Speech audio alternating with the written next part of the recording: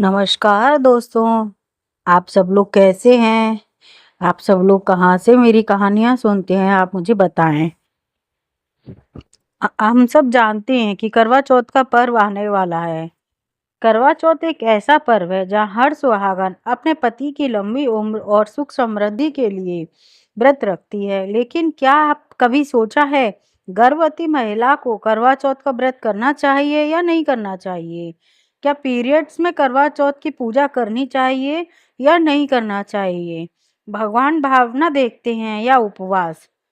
आज हम आपको सुनाने जा रहे हैं प्रेरणादायी कथा, ममता और श्रद्धा का करवा चौथ, जो बताएगी असली व्रत भूख रहना नहीं, बल्कि दिल से की गई भक्ति या प्रेम। कहानी ममता और श्रद्धा का करवा चौथ।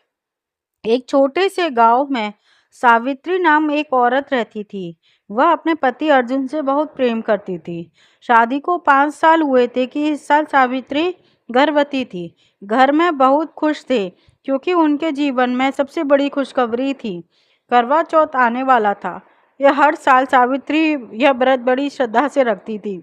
सवेरे उठकर सास के हाथों से सरगी लेती थी, दिन भर बिना जलपान भगवान शिव की प्रार्थना करती थी और अपने पति की लंबा आयु के लिए प्रार्थना करती थी। लेकिन इस बार कुछ अलग था। सास ने धीरे से कहा, बेटा इस बार तू व्रत मत रख, तू गर्भवती है, तुझे भूखा रहना ठीक नहीं। सावित्री ने मुस्कुराकर कहा, माँ अगर मैं व्रत पति की लंबी उम्र के लिए, सुख के लिए, तो क्या इसे छोड़ सकती हूँ? माँ ने समझाया, बेटी भगवान भावना देखते हैं, भूख प्यास नहीं। अगर तू पूरी निष्ठा से मन में व्रत करेगी तो बिना उपवास किए भी तेरा व्रत पूर्ण होगा। सावित्री सोच में पड़ गई। रात को उसने दीपक जलाया और भगवान को शिव पार्वती जी के सामने प्रणाम किया। ओ हे माँ पार्वती, आप तो स्वयं जगत जननी है, आपसे बढ़कर मातृत्व कौन है, कौन समझ सकती हूँ। मुझे शक्ति दे, मैं अपने पति के होने वाले बच्चे को दोनों का ध्यान रख सकूं। अगले दिन करवा चौथ आया। गांव की सारी स्त्रियां सजी धजी थीं, थाली लेकर मंदिर जा रही थीं।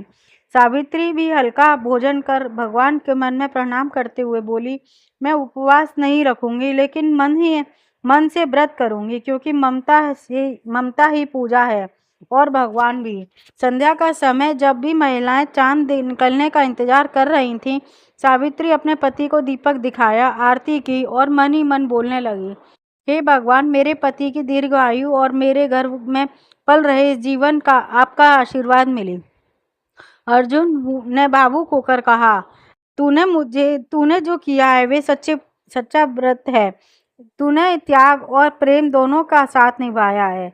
रात को जब सावित्री सोई, उसने स्वप्न में देवी पार्वती को देखा। देवी मुस्कुराए बोली, बेटी तूने ये समझ लिया कि भक्ति केवल नियमों से नहीं, भावना से पूरी होती है। जब कोई स्त्री अपने प्रेम और कर्तव्य दोनों के साथ निभाती है, वह सच्ची करवा है चौथ देवी है। सुबह जब सावित्री ही जागी तो मन में गहरी शांति थी। उसे लगा कि देवी पार्वती ने स्वयं उसे आशीर्वाद दिया है। कहानी का संदेश यह हमें सिखाती है, व्रत की असली अर्थ सिर्फ भूखा रहना नहीं, बल्कि मन और पवित्रता, निष्ठा और प्रेम है। गर्भवती स्त्री के लिए भगवान से सबसे बड़ा व्रत रखा गया है, नए जीवन को जन्म देने का व्रत। ऐसे ही मैं यदि करवा चौथ का भावना से पूरी पूजा करती है लेकिन उपवास नहीं रखती, तो उसका व्रत उतना फलदायी माना जाता है। इसी प्रकार यदि किसी स्त्री को पीरियड्स और उसके शारीरिक रूप में आराम आवश्यकता होती है, धर्म के कभी भी कैसी ऐसी स्त्री उपवास का दबाव नहीं डाला गया है। देवी पार्वती स्वयं शक्ति, और शक्ति भी कभी कमजोर नहीं होती, शरीर से नहीं होती, मजबूत भावना और प्रकट होती है। इसीलिए गर्भवती स्त्री ही चाहे तो हल्का फलाहार लेकर व्रत का संकल्प कर सकती है। पीरियड्स में स्त्रियों को केवल भावना से पूजा करने से कोई शारीरिक कठिनाई न लें। भगवान भावना स्वीकार करते हैं, ना कि शरीर को कष्ट देना। देवी का संदेश हर स्त्री के लिए, मैं तुम्हारे दिल में रहती हूँ, तुम्हारे व्रत में नहीं। मैं जहाँ प्रेम है वहाँ मैं हूँ, चाहे तुम जल पियो या नहीं। करवा चौथ केवल पति की लंबी आयु के लिए नहीं, बल्कि पवित्र संबंध विश्वास, जीवन और शुभता बनाए रखने का उत्सव है।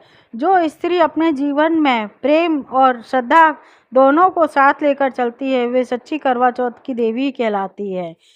जय बोले करवा चौथ मैया की जय।